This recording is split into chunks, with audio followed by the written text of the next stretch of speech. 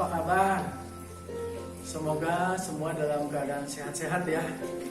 Wah, tak kerasa nih, sudah 1 bulan lebih kita tidak beribadah bersama di gereja. Tapi bukan berarti kita tidak bisa beribadah kepada Tuhan kan? Di rumah juga kita bisa beribadah kok. Adik-adik di rumah masih pada rajin berdoa nggak? Rajin dong ya, jadi tetap rajin loh. Sip atau kakak yakin semua pasti pada rajin. Begitu juga sekolah di rumahnya ya. Nah, adik-adik, kita tetap harus senantiasa bersyukur. Kita mensyukuri anugerah Tuhan sekalipun di dalam kondisi yang tidak bersahabat seperti sekarang ini karena adanya wabah corona. Tapi kita masih bersyukur sampai saat ini kita masih diberi kesehatan yang baik oleh Tuhan. Itu karena Tuhan sangat mengasihi kita. Semua yang terjadi di dalam kehidupan kita ini Tuhan tahu kok. Tuhan peduli dan Tuhan ngerti kok. Semua ini atas izin Tuhan. Semua yang terjadi, sekalipun kadang cobaan itu berat, Tuhan tahu, Tuhan mengizinkan itu terjadi. Yuk kita sama-sama menaikkan pujian Allah peduli, ya.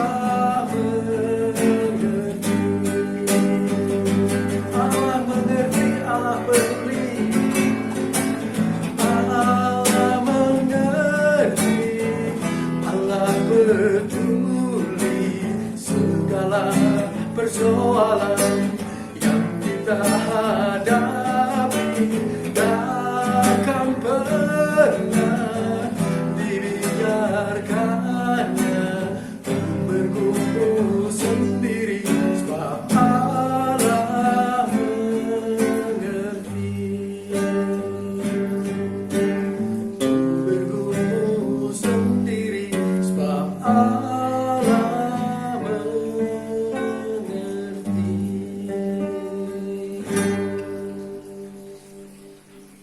Ya, memang Allah sangat mengerti akan kondisi persoalan yang ada. Yuk, adik-adik, kita doa dulu yuk. Kita mau menyapa Tuhan, berucap syukur serta berterima kasih. Ya, kita sama-sama berdoa. Bapa, kami bersyukur kalau sampai hari ini kami masih diberikan kesehatan. Tuhan masih memelihara kami, memelihara keluarga kami, adik kakak, mama papa semua ya Tuhan. Kami tahu Tuhan, dalam keadaan seperti ini ya banyak sekali terjadi hal-hal yang sebetulnya tidak seharusnya terjadi. Ada gesekan, ada perselisihan. Untuk itu ya Tuhan, kami mohon penyertaan-Mu setiap saat ya Tuhan. Dalam keadaan yang tidak baik ini, kiranya Roh Kudus tetap memimpin setiap kami.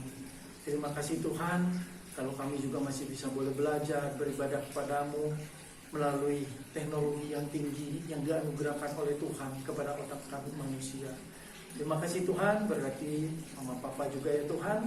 Mereka yang mungkin sekarang bekerja di rumah atau orang-orang yang lain yang di luar sana ya Tuhan yang sedang berjuang, ya Tuhan kiranya juga boleh memberkati mereka, menyertai mereka, memberikan juga mereka kesehatan. Terima kasih Tuhan. Sebentar kami juga akan merenungkan firman-Mu. Kiranya Tuhan buka hati kami, supaya hati kami dapat menerima Tuhan, menjadi ladang yang subur untuk ditanamkan benih firman Tuhan, boleh bertumbuh bahkan berbuah. Terima kasih Tuhan. Kami berdoa dan bersyukur dalam nama Tuhan Yesus. Amin. Nah, sebelumnya kakak ingin membagikan dulu satu ayat ya. Kita sama-sama buka Alkitab. Ya, ayatnya diambil dari Matius 23 ayat ke-12. Yuk kita lihat. Matius 23 ayat yang ke-12. Sudah ketemu? Ya, kita baca bareng-bareng yuk ya. Matius 23 ayat yang ke-12. Demikian firman Tuhan. Dan barang siapa meninggikan diri, ia akan direndahkan. Dan barang siapa merendahkan diri, ia akan ditinggikan.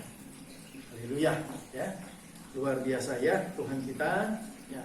Biarlah firman ini juga mengingatkan kita untuk kita selalu jangan tinggi hati atau jangan meninggikan diri. Adik-adik, yuk kita sebelum mendengarkan firman Tuhan, kita naikkan lagi satu pujian. Kita percaya bahwa Allah telah mengasihi kehidupan kita dengan kemurahan dan merancangkan masa depan kita dengan penuh harapan. Yuk kita sama-sama naikkan pujian.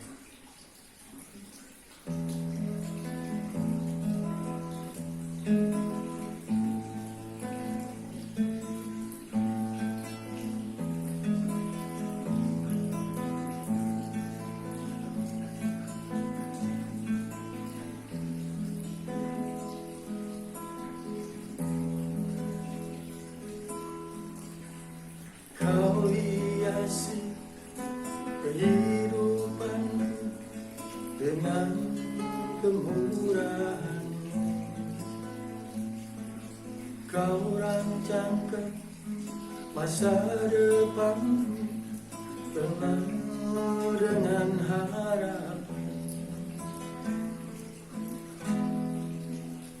Aku ada saat ini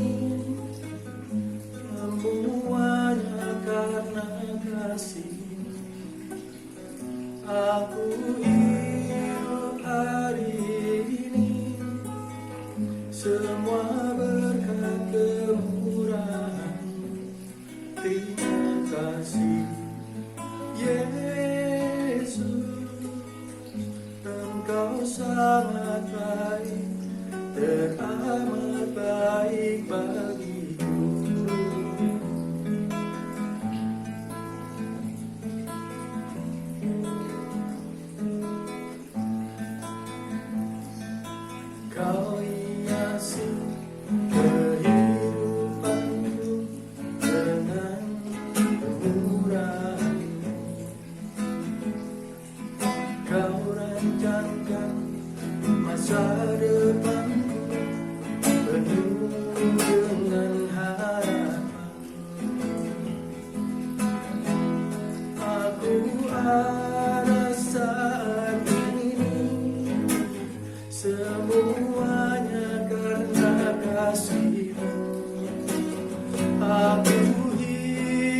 hari ini, semua berkat kemurahan-Mu.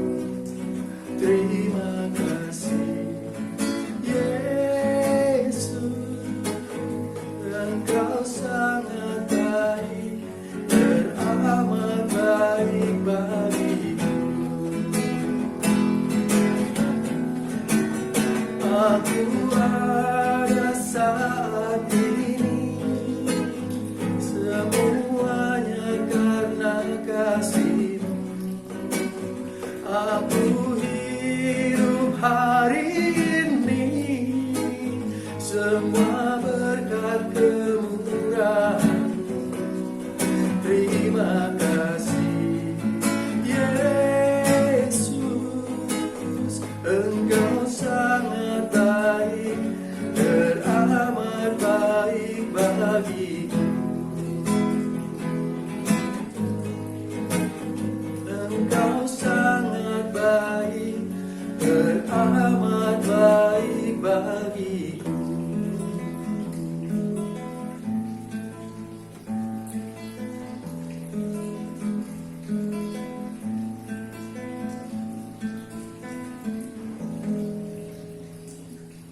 Ya, jadi ya, memang Tuhan sangat baik bagi kita semua. Nah, adik-adik, kita akan merenungkan firman Tuhan. Nah, firman Tuhan ini diambil dari Filipi 2 ayat pertama sampai ke 11. Yuk, kita sama-sama ya melihat ya bacaan kita hari ini. Sudah ketemu semua? Yuk kita baca bersama-sama. Filipi 2 ayat pertama sampai 11. Demikian firman Tuhan. Jadi karena dalam Kristus ada nasihat, ada penghiburan kasih, ada persekutuan roh, dan ada kasih mesra dan belas kasihan. Karena itu sempurnalah sukacitaku.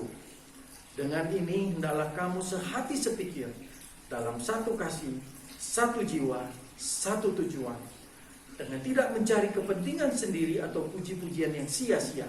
Sebaliknya, hendaklah dengan rendah hati yang seorang menganggap yang lain lebih utama daripada dirinya sendiri. Dan janganlah tiap-tiap orang hanya memperhatikan kepentingannya sendiri, tetapi kepentingan orang lain juga. Hendaklah kamu dalam hidupmu bersama menaruh pikiran dan perasaan yang terdapat juga dalam Kristus Yesus, yang walaupun dalam rupa Allah tidak menganggap kesetaraannya dengan Allah itu sebagai milik yang harus dipertahankan, melainkan telah mengosongkan dirinya sendiri dan mengambil rupa seorang hamba dan menjadi sama dengan manusia. Dan dalam keadaan sebagai manusia, ia telah merendahkan dirinya dan taat sampai mati, bahkan sampai mati di kayu salib. Itulah sebabnya Allah sangat meninggikan dia dan mengaruniakan kepadanya nama di atas segala nama, supaya dalam nama Yesus bertekuk lutut segala yang ada di langit dan yang ada di atas bumi dan yang ada di bawah bumi, dan segala lidah mengaku Yesus Kristus adalah Tuhan, bagi kemuliaan Allah Bapa. Demikianlah firman Tuhan. Ya, biarlah firman Tuhan ini boleh jadi pegangan kita dan boleh kita lakukan sehari-hari di dalam kehidupan kita. Tujuan utama hidup kekristenan itu adalah menjadi seperti Kristus, meneladani Kristus dan menjadi serupa dengan Kristus. Waduh, mungkin ada yang bertanya, nggak salah kak? Mana mungkin sih bisa serupa dengan Kristus? Betul sekali. Kita tidak mungkin bisa serupa dengan Yesus dalam hak keilahiannya. Tetapi dalam aspek kemanusiaannya banyak yang bisa kita teladani. Salah satunya adalah kerendahan hati. Bacaan kita tadi, Filipi 2, khususnya ayat 6 dan ayat 7, membuktikan bahwa Yesus Kristus adalah pribadi yang sangat rendah hati. Dia tinggalkan segala kemuliaannya. Dia dengan segala kekuatan kuasanya, dia mau datang untuk melayani kita, menebus dosa-dosa kita, agar kita semua selamat dari maut dan dosa. Nah, sekarang banyak nih di antara kita, dari kita ini yang sudah bahkan tidak memiliki kerendahan hati. Kenapa? Karena merasa lebih pintar, lebih berhasil, ya kan? Lebih kaya mungkin, merasa lebih terhormat dan sebagainya. Nah, kita lebih mudah emosi, lebih gampang marah, lebih gampang tersinggung. Oleh karena itu, kerendahan hati kita, kasih kita menjadi sirna, menjadi hilang. Sadar atau tidak, kita sering seperti ini. Kehilangan kerendahan hati, kehilangan kasih. Apa jadinya kalau kita kehilangan kerendahan hati dan kasih itu? Nah, dari yuk, kakak punya satu video, ya. Kita simak bersama-sama, ya.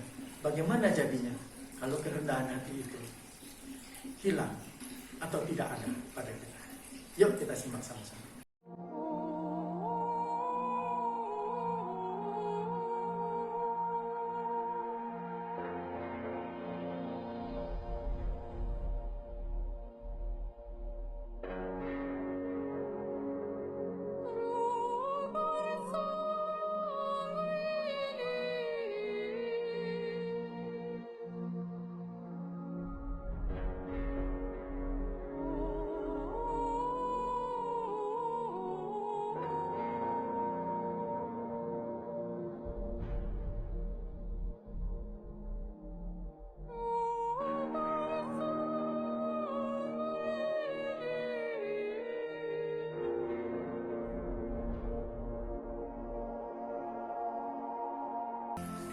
Nah, adik-adik, kita sudah lihat video yang tadi kan? Kira-kira kelanjutannya bakal gimana? Kira-kira pada berantem nggak ya? Kalau situasinya seperti tadi, nggak ada yang mau ngalah, ada yang main serongkok. Kalau situasi seperti itu, kira-kira gimana? Kita percaya adik-adik juga pasti pernah mengalami perselisihan kan? Teman mungkin pernah sama saudara, adik kakak selisih, atau bahkan pernah juga berselisih dengan mama papa, ya nggak? Nah, coba deh dipikir lagi, direnungin lagi.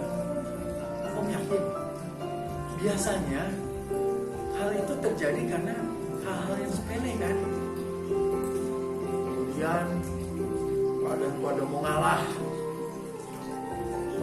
semua pada keras hati, emosi, akhirnya bertengkar deh.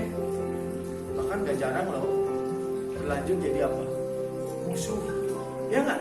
Pada nggak nyapa, bisa berhari-hari, minggu, kadang-kadang berbulan. Semua pada egois, semua pada tinggi hati, nggak mau ngalah. Bacaan firman kita tadi itu adalah surat dari Rasul Paulus yang ditulis untuk jemaat di Filipi. Kenapa? Saat itu jemaat di Filipi juga sama. Rasul Paulus mendengar pada ribut jemaat di Filipi, pada berselisih. Pokok permasalahannya juga nggak jauh beda, sama seperti pada biasanya umumnya. Mereka pada mau menang sendiri, pengen pendapatnya yang paling benar, bersikeras, nggak ada yang mau ngalah. Mereka merasa juga paling benar, padahal tujuan mereka itu semua hanya untuk mementingkan diri sendiri, supaya apa deh? Supaya mereka dikawal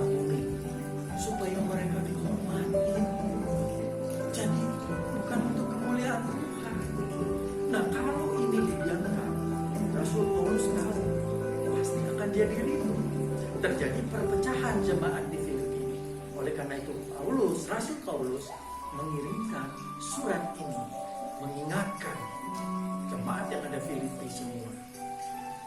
Nah, kalau tidak demikian, kalau mereka pada akhirnya bukan mempermuliakan Tuhan, tapi malah mempermalukan nama Tuhan. Ingat loh adik-adik, ya, kita sering tidak sadar kita mempermalukan nama Tuhan karena perbuatan kita. Nah, adik-adik, bukankah Tuhan mengajarkan kita untuk rendah hati? Ya kan? Mengajarkan kita untuk selalu bisa menerima orang dengan baik. Mengajarkan kita untuk tidak sombong, tidak egois. Yesus kan sudah memberikan contoh dan teladan.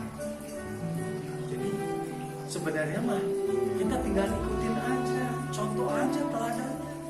Gampang kan? Coba kalau kita ikutin teladan yang Yesus ajarkan, pasti tidak akan terjadi keributan. Pasti yang ada adalah damai sejahtera bagi kita semua.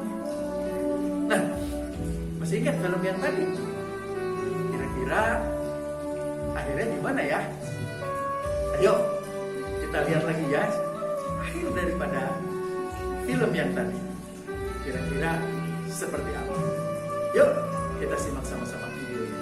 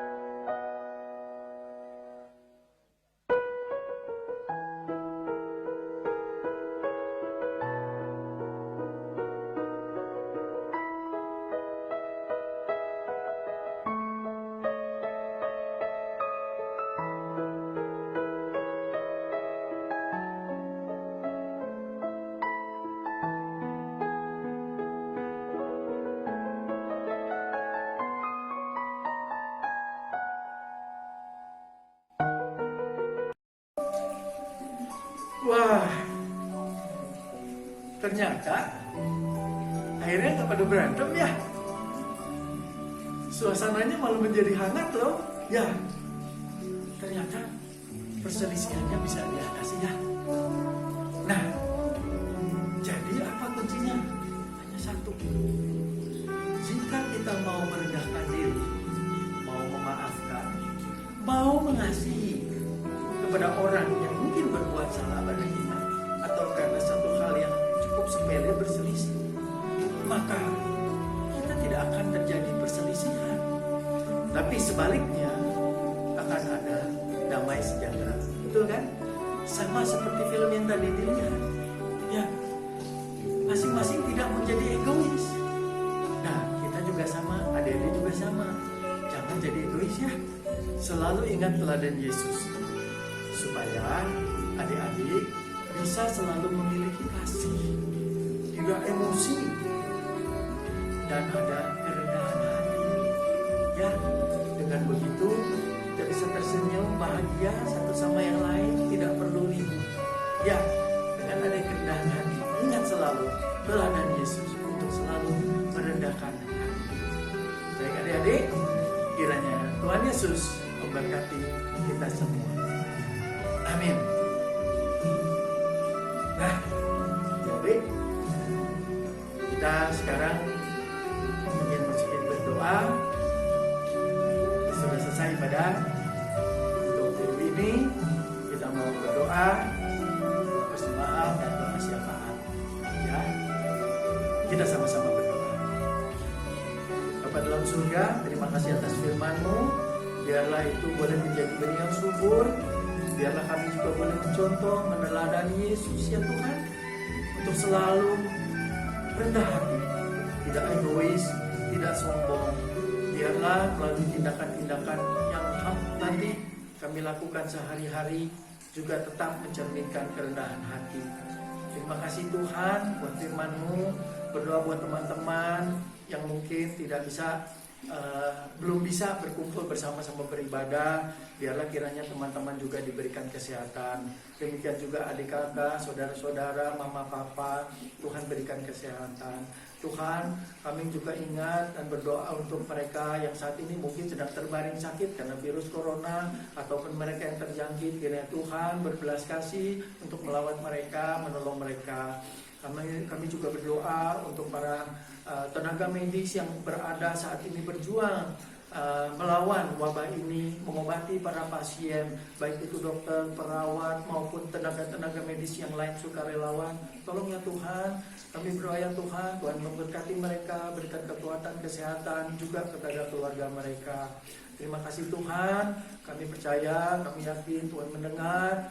Kami juga percaya Tuhan peduli dan mengerti akan kondisi ini. Terima kasih Tuhan, biarlah minggu depan nanti kami juga boleh tetap beribadah sekalipun melalui tayangan video. Terima kasih Bapak, terima kasih Tuhan, kami sungguh bersyukur karena kebaikan Tuhan. Dalam nama Tuhan Yesus kami berdoa dan bersyukur. Amin. Oke adik-adik, ibadah kita sudah selesai. Sampai jumpa lagi minggu depan. Bye-bye.